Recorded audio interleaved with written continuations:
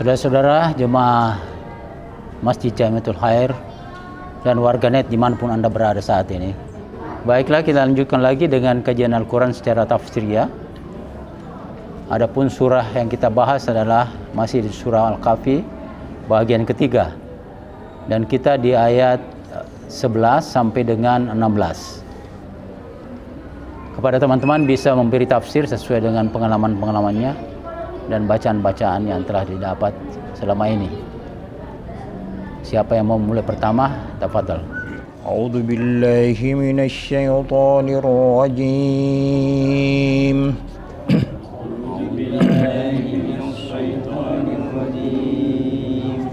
Bismillahirrahmanirrahim.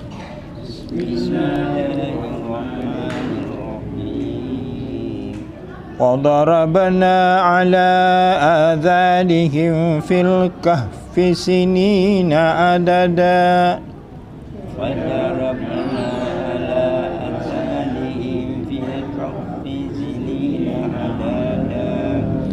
ثم بعثناهم لنعلم أي الحزبين أحصى لما لبثوا أمدا ثم بأسناهم لنعلم أي الحزبين أحسن لما لبثوا أمدا نحن نقص عليك نبأهم بالحق نحن نقص عليك نبأهم بالحق إنهم فتية آمنوا بربهم وزدناهم هدى إنهم فتية آمنوا بربهم وزدناهم هدى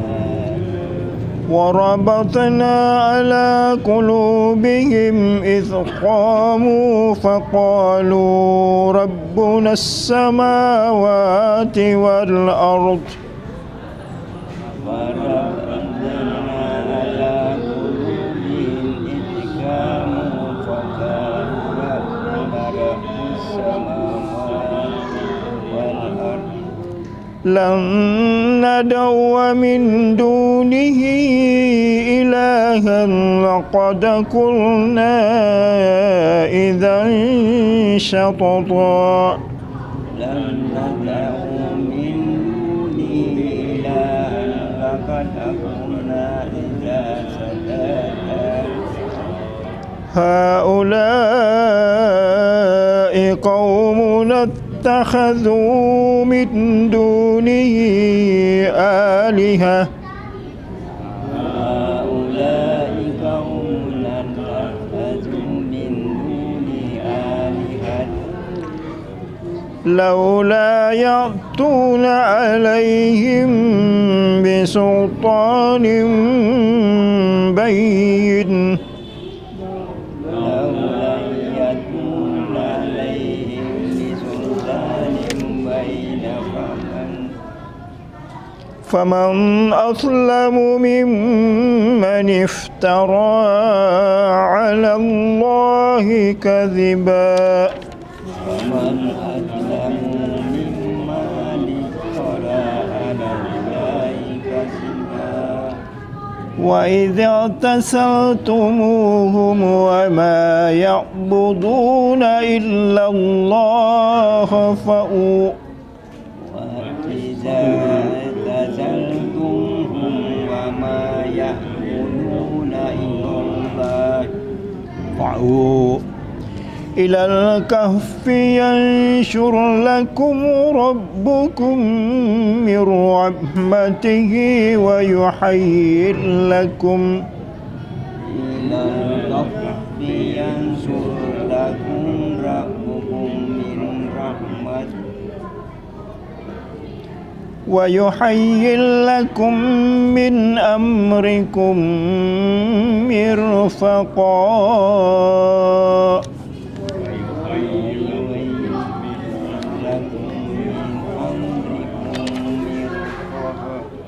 Sadaqallahul azim. Ya, jadi pemuda ini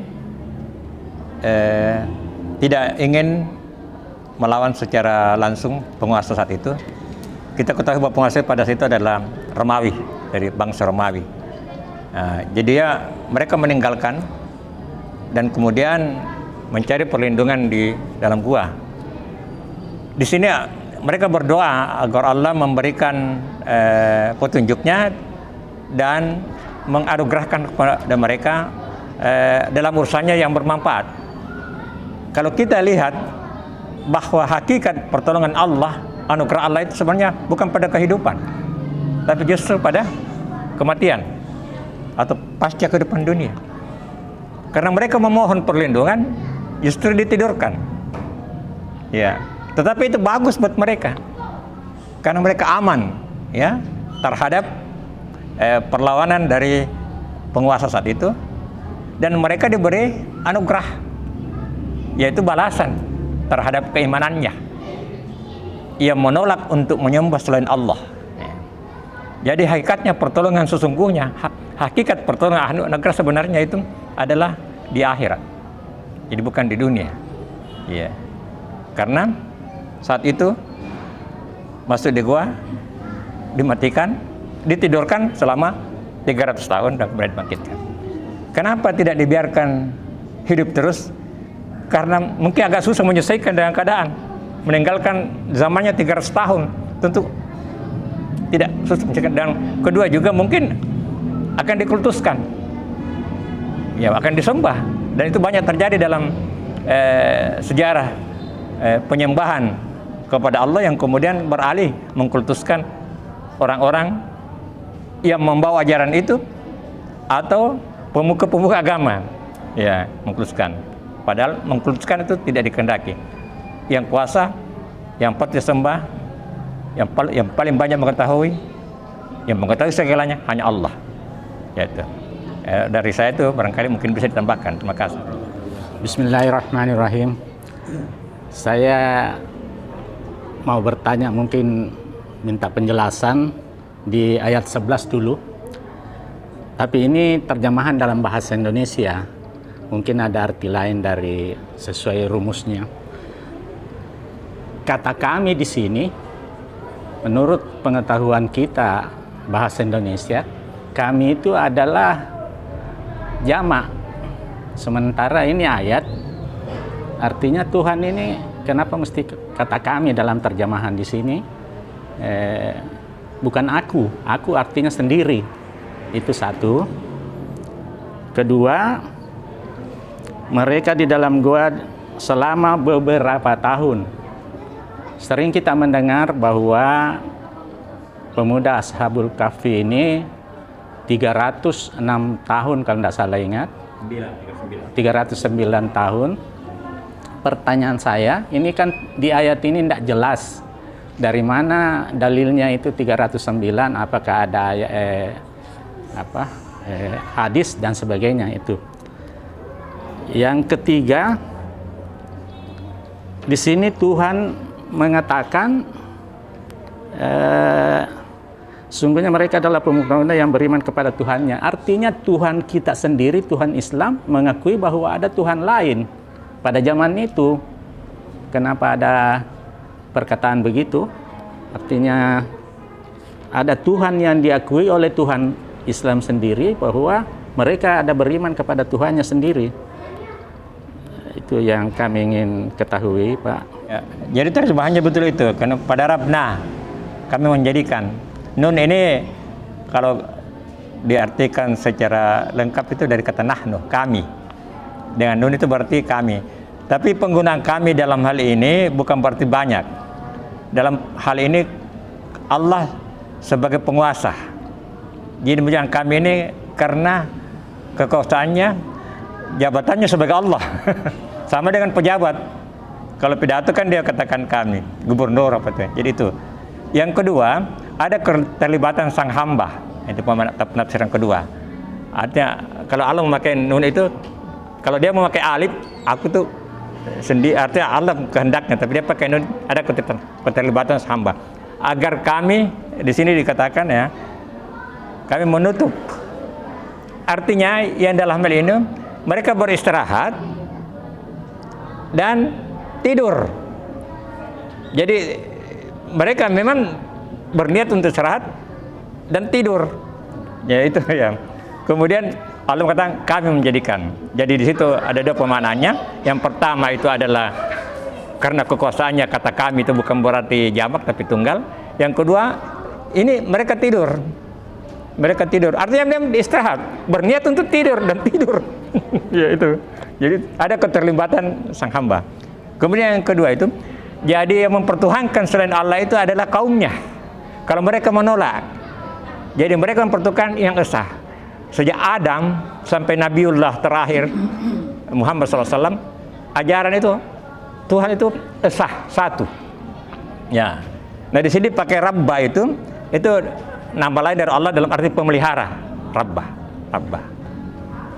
Rabbah itu berarti pencipta dan pemelihara. Yang dalam hal ini adalah Allah. Ya. Jadi kaumnya yang menyembah selain Allah, mereka pemuda ini menolak menyembah selain Allah. Mereka tinggalkan. Jadi itu jadi yang menyembah selain Allah adalah kaumnya. Kaumnya dalam hal ini penguasa saat itu.